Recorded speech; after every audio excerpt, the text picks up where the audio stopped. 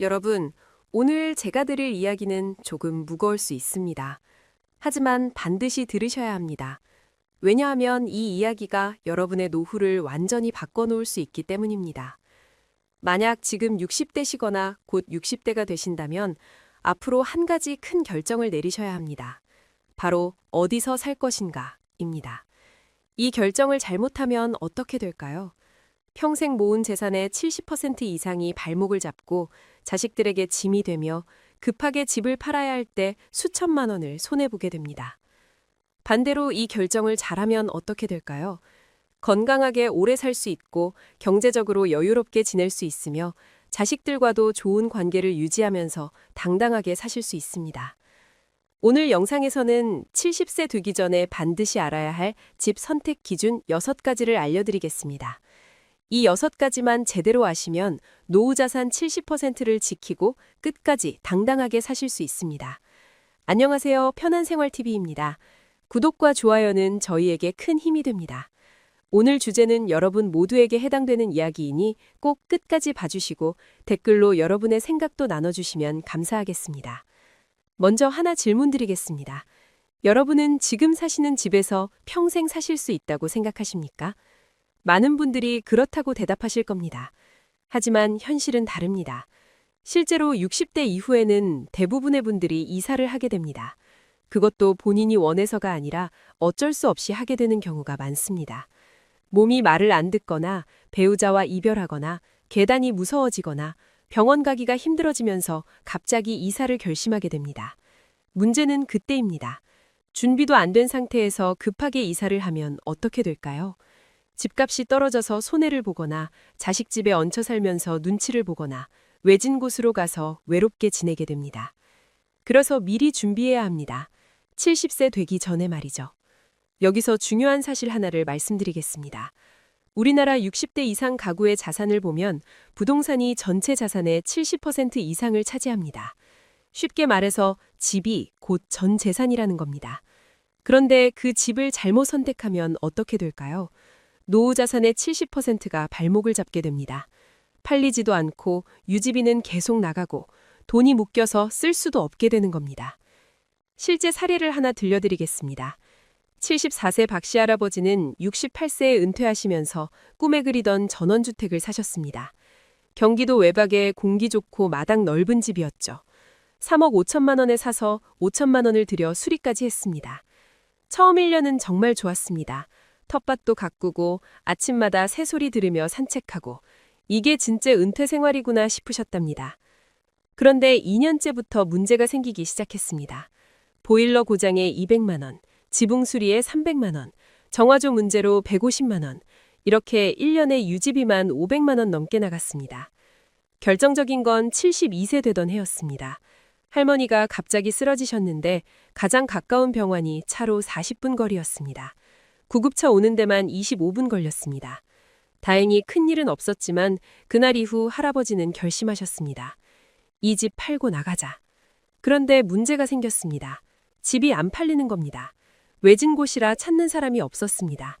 3억 5천만 원에 산 집을 2억 8천만 원까지 낮췄는데도 1년 넘게 계약이 안 됐습니다. 결국 2억 2천만 원에 겨우 팔았습니다.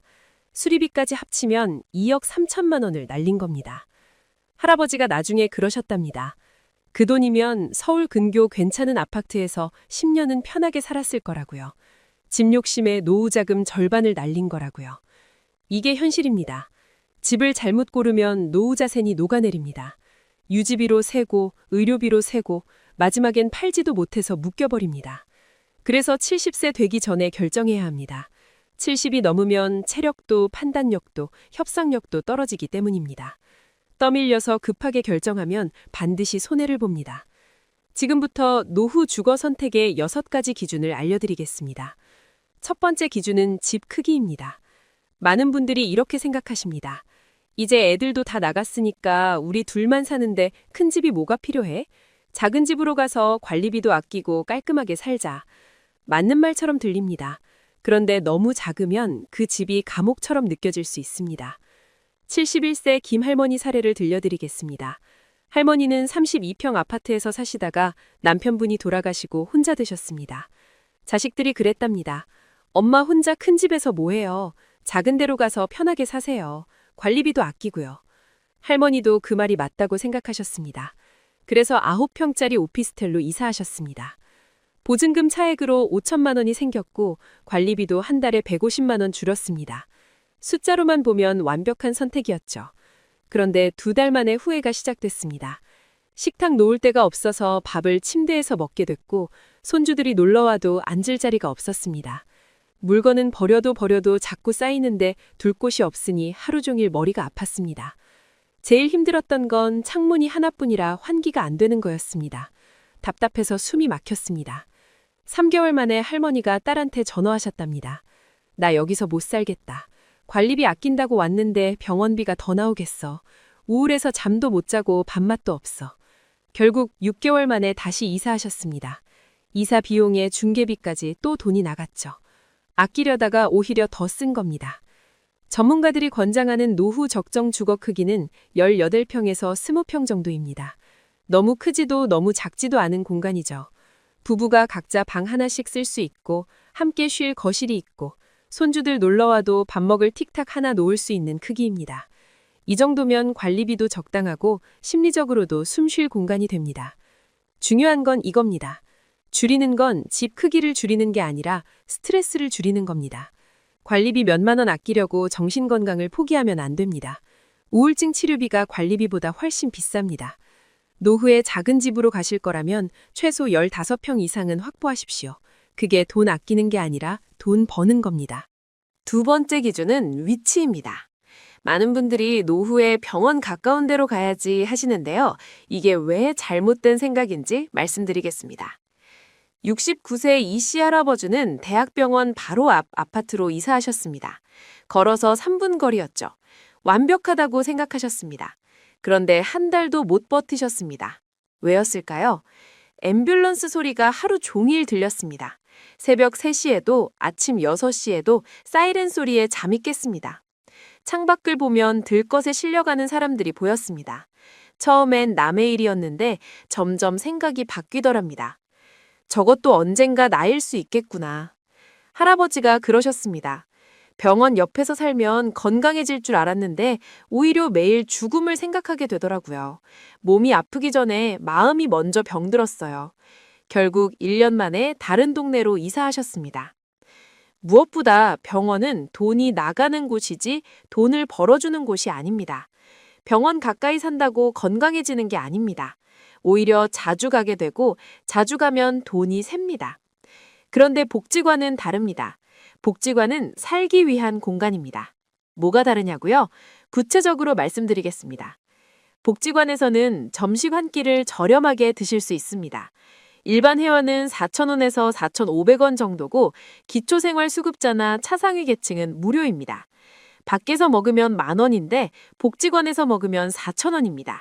한 달이면 15만 원 이상 차이가 납니다. 거기다 건강체조, 노래교실, 컴퓨터 강좌, 서예교실 이런 프로그램이 전부 무료거나 월 10,000원 이내입니다. 밖에서 문화센터 다니면 한 달에 10만 원씩 들어가는데 복지관은 공짜로 배웁니다. 73세 정할머니는 복지관 도보 5분 거리에 사십니다. 아침에 일어나서 복지관 가서 체조하고 점심 먹고 오후에 노래교실 듣고 오십니다. 한 달 지출이 식비 포함 5만 원도 안 된답니다.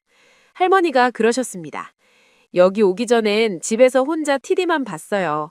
밥도 대충 먹고 사람도 안 만나고 우울했죠. 근데 지금은 매일 갈 곳이 있고 만날 사람이 있어요. 돈도 안 들고 건강도 좋아지고 이게 진짜 노후더라고요. 병원은 지출입니다. 복지관은 투자입니다. 나를 살리는 투자죠. 그래서 일본에서는 복지관 가까운 동네 집값이 학군 좋은 동네보다 비쌉니다. 한국도 곧 그렇게 될 겁니다. 젊은 사람들한테 학군이 중요하듯이 노인들한테는 복지관이 그만큼 중요한 겁니다. 집 위치 정하실 때 큰 병원 찾지 마시고 복지관 먼저 찾으십시오. 복지관 도보 10분 이내. 이게 노후 주거지의 황금 입지입니다. 동네 의원이야 어디든 있습니다. 큰 병원은 1년에 한두 번 갈까 말까지만 복지관은 매일 갑니다. 매일 가는 곳이 가까워야 삶이 편해집니다. 3번째 기준은 자녀와의 거리입니다. 많은 분들이 노후에 자식이랑 같이 살아야지 아니면 자식 집 근처로 가야지 하고 생각하십니다. 그 마음 100번 이해합니다. 그런데 자녀와 함께 사는 순간 두 가지가 망가집니다. 관계와 돈입니다. 72세 박할머니 이야기입니다. 할머니는 남편분이 돌아가시고 아들 집으로 들어가셨습니다. 아들이 그랬답니다. 엄마 혼자 계시면 걱정돼요. 우리 집에서 같이 살아요. 며느리도 좋다고 했습니다. 처음엔 정말 좋았습니다. 손주들 웃음소리 들리고 밥도 같이 먹고 외롭지 않았죠. 그런데 2달이 지나니까 분위기가 달라졌습니다. 며느리 말투가 조금씩 짧아졌습니다. 아들도 퇴근하면 방으로 바로 들어갔습니다. 손주들은 할머니 방에 잘 안 오려고 했습니다. 할머니는 눈치가 보이기 시작했습니다. 거실에 나가면 TV 채널을 뭘로 돌려야 할지 모르겠고 냉장고 열기도 조심스럽고 방에 화장실 가려면 소리 안 나게 걸어야 했습니다. 제일 힘들었던 건 돈 문제였습니다. 할머니는 당연히 생활비를 보태셔야 한다고 생각하셨습니다. 연금 받으시는 거 한 달에 80만 원 중 50만 원을 아들한테 드렸습니다. 그래도 눈치가 보였습니다. 내가 밥 먹고 전기 쓰고 물 쓰는데 50만 원으로 되겠어? 그래서 손주들 용돈도 주고 과일도 사다 놓고 하다 보니 한 달에 쓸 돈이 없었습니다. 3번째 되던 날 할머니가 친구한테 전화하셨답니다. 나 여기서 숙식 제공자가 된 것 같아. 내 집에서 쫓겨난 것도 아닌데 왜 이렇게 눈치를 보며 살아야 하는지 모르겠어. 차라리 혼자 사는 게 나을 것 같아. 결국 할머니는 6개월 만에 나오셨습니다. 그런데 문제가 생겼습니다.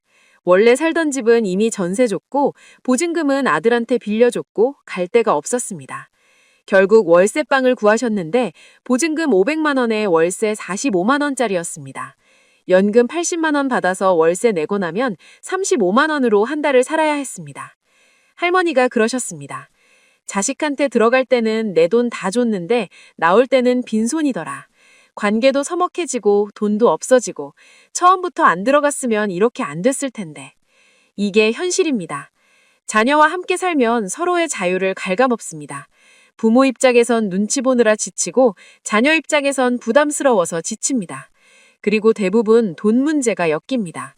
생활비 보태고 용돈 주고 빌려주고 하다 보면 정작 본인 노후 자금이 바닥납니다. 그래서 전문가들이 말하는 황금거리가 있습니다. 엘리베이터 안 타도 되는 거리, 같은 아파트 다른 동이나 걸어서 5분 이내 거리입니다. 도움이 필요할 때는 바로 달려올 수 있지만 각자의 삶은 완전히 독립되는 거리죠.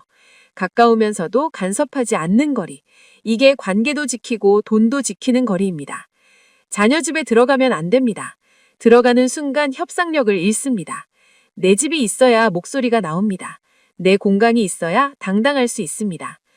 4번째 기준은 전원주택의 함정입니다. 은퇴하면 시골에서 마당 넓은 집에서 살고 싶다. 이렇게 생각하시는 분들 많은데 이게 왜 위험한지 아십니까? 숨겨진 비용이 있습니다. 이거 모르고 들어가시면 노후 파산합니다. 67세 부부 이야기를 들려드리겠습니다. 두 분이 처음 그 집에 들어간 날을 또렷이 기억하신답니다. 2020년 5월 10일이었습니다. 경기도 외곽 마당 넓은 전원주택이었습니다. 남편분이 마당 가운데 서서 하늘을 올려다보셨답니다. 아파트에서만 35년을 살았는데 처음으로 내 땅에 서 있구나. 그날 저녁 부부가 마당에 돗자리 깔고 앉아서 별을 봤답니다. 이제 진짜 우리 인생이 시작이구나.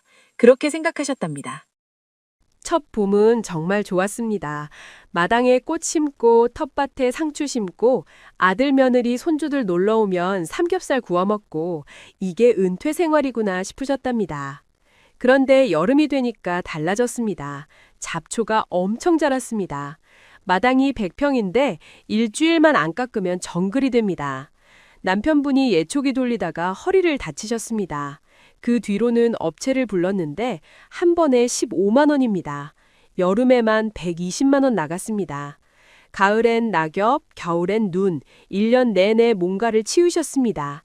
거기다 보일러 고장, 지붕 누수, 정화조 문제, 수리비가 1년에 500만 원 넘게 나갔습니다. 결정적인 건 3년째 겨울이었습니다. 부인분이 새벽에 가슴이 아프다고 하셨습니다. 남편분이 급하게 차를 빼는데 밤새 눈이 와서 진입로가 막혀 있었습니다. 삽으로 눈 치우는데 손이 벌벌 떨렸답니다. 겨우 차 빼서 병원 갔는데 차로 40분 걸렸습니다. 다행히 큰일은 아니었습니다. 그런데 그날 밤 부부가 거실에 앉아서 한참 말이 없었답니다. 남편분이 먼저 말씀하셨답니다. 여보, 우리 여기서 언제까지 버틸 수 있을까? 부인분이 우셨답니다. 나도 그 생각하고 있었어. 그래서 집을 내놨습니다. 3억 5천만 원에 샀으니까 좀 올랐겠지 생각하셨죠. 그런데 부동산에서 전화가 왔습니다. 사장님, 요즘 전원주택 찾는 사람이 없어요. 2억 8천만 원이면 모를까요? 처음엔 안 판다고 하셨습니다. 그런데 1년이 지나도 연락이 없었습니다. 결국 2억 2천만 원에 파셨습니다. 트럭에 짐 싣고 나오는 날 남편분이 마당 한가운데 서셨답니다. 3년 전 처음 들어오던 그 자리였습니다. 부인분이 옆에서 그러셨답니다. 여보, 우리 여기서 뭐 했던 거야? 남편분은 대답을 못 하셨답니다. 3억 5천만 원에 수리비까지 4억 가까이 들인 집을 2억 2천만 원에 팔았습니다. 1억 8천만 원이 4년 만에 사라진 겁니다. 부부가 나중에 그러셨답니다.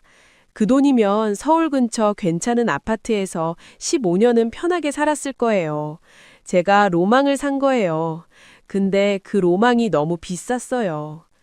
전원주택을 고려하신다면 숨겨진 비용을 반드시 계산하십시오. 관리비, 수리비, 교통비 이런 것들이 매년 상당한 금액으로 나갑니다. 그리고 팔릴지 안 팔릴지도 생각하셔야 합니다. 외진 전원주택은 환금성이 거의 없습니다. 돈이 그 집에 묶여버리는 겁니다. 5번째 기준은 환금성입니다. 많은 분들이 이렇게 생각하십니다. 나는 이 집에서 죽을 때까지 살 거야. 팔 생각 없어. 그럴 수 있습니다. 하지만 세상 일은 계획대로 안 됩니다.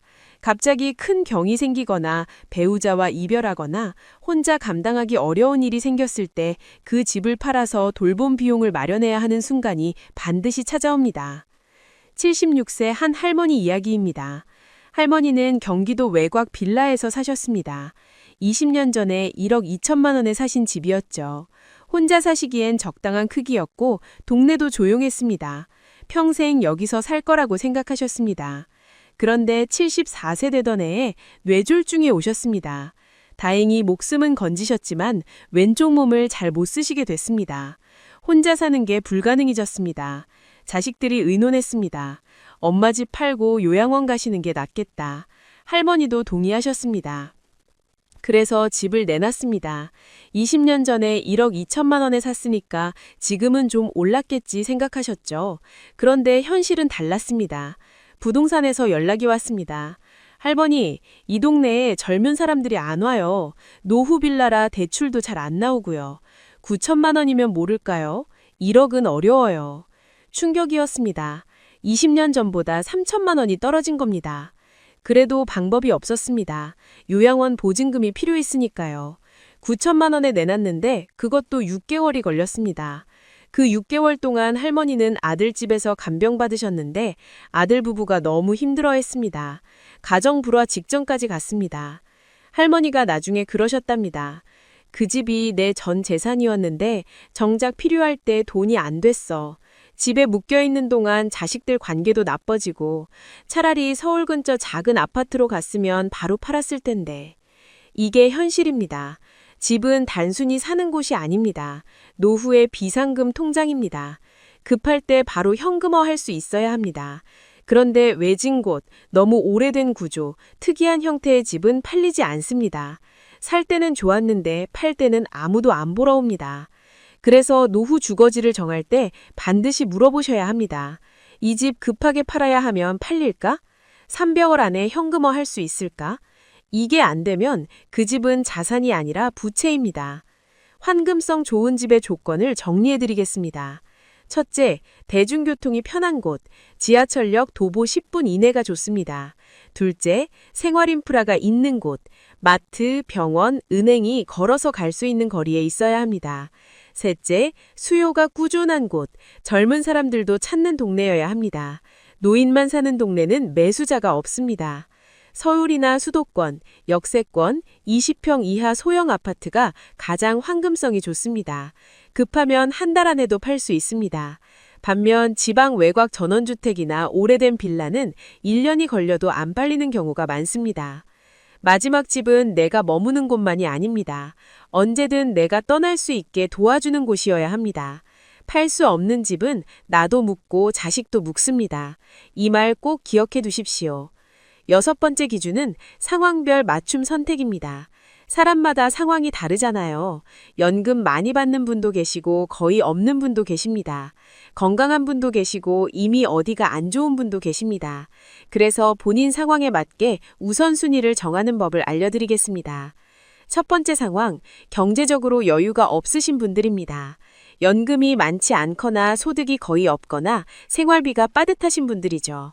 이런 분들은 무조건 복지관 근처 소형 아파트가 정답입니다. 왜냐고요? 복지관이 경제적 부담을 크게 줄여주기 때문입니다. 복지관에서 점심 한 끼 4,000원에서 4,500원, 기초생활수급자는 무료입니다. 밖에서 먹으면 10,000원인데 한 달이면 15만 원 이상 차이가 납니다. 거기다 건강체조, 노래교실, 컴퓨터 강좌 전부 무료입니다. 돈 안 들이고 하루를 채울 수 있습니다. 집이 좀 작아도 괜찮습니다. 복지관이 거실이라고 생각하시면 됩니다. 집에서는 자고 씻고 복지관에서 먹고 놀고 배우고 이렇게 사시면 한 달 생활비가 50만 원으로도 가능합니다. 두 번째 상황, 건강에 불안이 있으신 분들입니다. 무릎이 안 좋거나 당뇨가 있거나 심장이 약하신 분들이죠. 이런 분들은 두 가지를 반드시 확인하셔야 합니다. 엘리베이터와 병원 거리입니다. 1층이 아니면 반드시 엘리베이터 있는 곳으로 가셔야 합니다. 지금은 계단 오르내리는 게 괜찮아도 70 넘으면 갑자기 힘들어집니다. 그리고 내과, 치과, 약국이 도보 10분 이내에 있어야 합니다. 큰 병원은 멀어도 됩니다. 어차피 큰 병원은 1년에 한두 번 가지만 동네 의원은 매달 갑니다. 매달 가는 곳이 가까워야 몸이 편합니다. 78세 할아버지는 당뇨와 고혈압이 있으십니다. 한 달에 한 번 병원 가서 약 받아 오셔야 하는데요. 예전에는 버스 타고 30분 가셨답니다. 힘들었죠? 지금은 내과 도보 5분 거리 아파트로 이사하셨습니다. 할아버지가 그러셨습니다. 이제 산책하듯이 병원 다녀와요. 이 한 가지만으로도 삶의 질이 완전히 달라졌어요. 세 번째 상황, 외로움이 걱정되시는 분들입니다. 특히 혼자 사시는 분들, 배우자와 사별하신 분들 해당됩니다. 이런 분들은 커뮤니티가 활발한 아파트 단지를 찾으셔야 합니다. 단지 내에 경로당이 있는지, 문화센터가 있는지, 주민 모임이 활발한지 확인하십시오. 이게 왜 중요하냐면요. 사람은 외로워지면 생각이 많아지고, 생각이 많아지면 몸이 아픕니다. 우울증이 오고 치매 위험도 높아집니다. 정기적으로 사람 만나는 게 동네 약국보다 중요할 수 있습니다. 72세 할머니는 남편 돌아가시고 혼자 되셨는데요. 처음엔 너무 외로우셨답니다. 그래서 일부러 경로당 크고 문화센터 활발한 아파트 단지로 이사하셨습니다. 지금은 매일 경로당 나가서 화투 치고 점심 먹고 오후엔 문화센터에서 노래 배우십니다. 할머니가 그러셨습니다. 집에 혼자 있는 시간이 거의 없어요. 외로울 틈이 없어요. 이 동네 온 게 내 인생 최고의 선택이에요. 네 번째 상황. 아직 활동적이고 바깥 생활을 즐기시는 분들입니다. 60대 후반에서 70대 초반, 건강하신 분들이죠. 이런 분들은 오히려 실버타운보다 젊은 사람들이 섞여 사는 도심형 아파트가 좋습니다.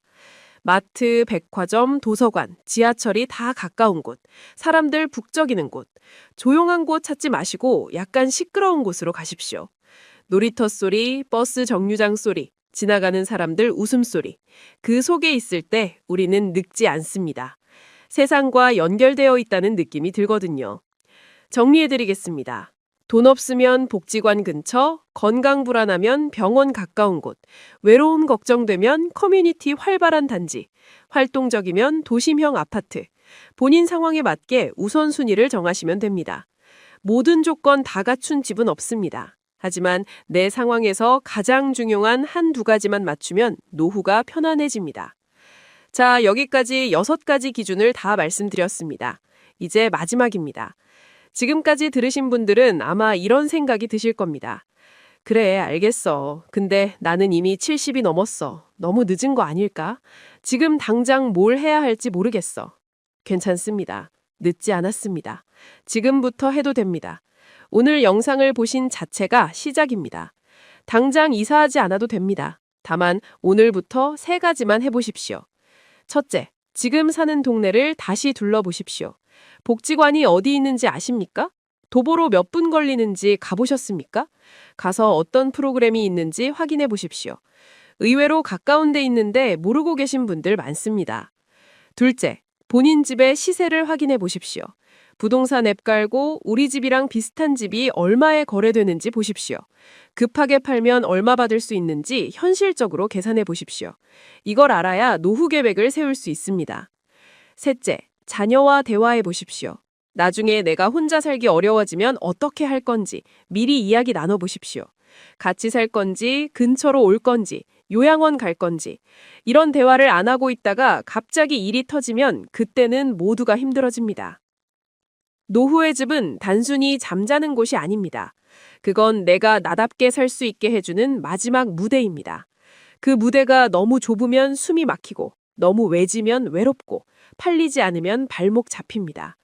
반대로 그 무대가 적당히 넓고 복지관 가깝고 언제든 팔 수 있다면 노후가 평온해집니다. 오늘 영상을 보신 여러분은 이미 반은 성공하신 겁니다. 준비하는 사람과 준비 안 하는 사람의 노후는 완전히 다릅니다. 1997년 IMF 때도 살아남은 사람들이 있었습니다. 그들은 특별한 사람이 아니었습니다. 단지 미리 준비했던 사람들이었습니다. 떠밀린 이사를 할 것인가, 내가 선택한 이사를 할 것인가, 결정은 지금, 오늘 이 순간입니다. 당장 이사하라는 게 아닙니다. 다만 오늘부터 천천히 준비하시라는 겁니다. 복지관 위치 확인하고 집 시세 알아보고 자녀와 대화하고 이 작은 것들이 10년 후 당신의 노후를 완전히 바꿔놓을 겁니다. 여러분, 노후는 당신 본인이 지키는 겁니다. 그리고 지금 이 순간부터 지킬 수 있습니다. 오늘 영상이 여러분의 다음 이사 그리고 다음 인생을 준비하는데 작은 등불이 되었기를 바랍니다. 여기까지 들어주셔서 진심으로 감사드립니다. 오늘 영상이 도움이 되셨다면 주변에 꼭 필요한 분께 공유해 주십시오. 당신의 작은 공유가 누군가의 노후를 바꿀 수 있습니다. 구독과 좋아요도 잊지 마세요. 편안생활TV가 늘 여러분과 함께하겠습니다. 감사합니다.